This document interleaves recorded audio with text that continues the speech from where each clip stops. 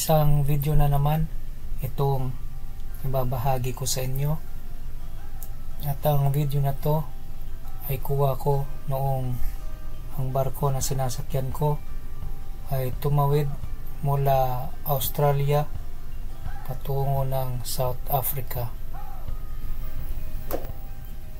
Sa oras na to ay nandito ako ngayon sa itaas ng barko. Dito kasi sa barko ay mayroong mga palapag na bukas lang siya, at nandito ako ngayon sa pinakamataas kagaya nito, ayan. At halos lahat ng mga pasahero at mga crew ay nandito din.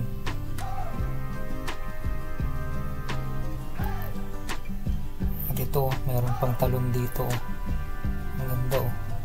Pagtataka paano nakapunta yung talon dyan, dagat naman lahat ito. At ito, nasa gitna kami ng mga bundok. Ayan, dito sa kabila bundok, ito sa kabila rin ay mga bundok rin, pero malalim siguro yung tubig na to, yung dagat na to, malalim siguro to kasi yung mga barko nakakadaan dito ano, ang daming mga crew yan ayan, nagbi-video rin. Ganda kasi ng tanawin, at ayun ang dami rin mga pasahero sa baba. Ayan yung sinasabi ko na bukas o open deck, ayan, ang dami mga pasahero din doon ayan. Sobrang ganda ng kalikasan.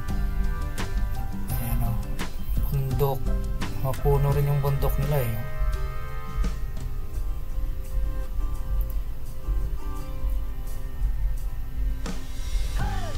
Itong lugar na to ay makikita lang pagka yung barko ay manggagaling ng Australia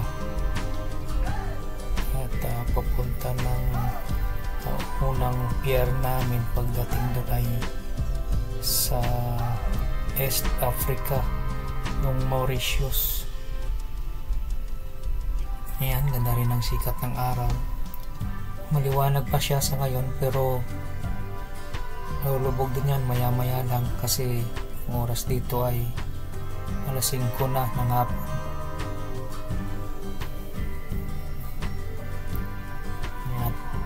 Napakaganda talaga ng view dito. Malamig din ang panahon,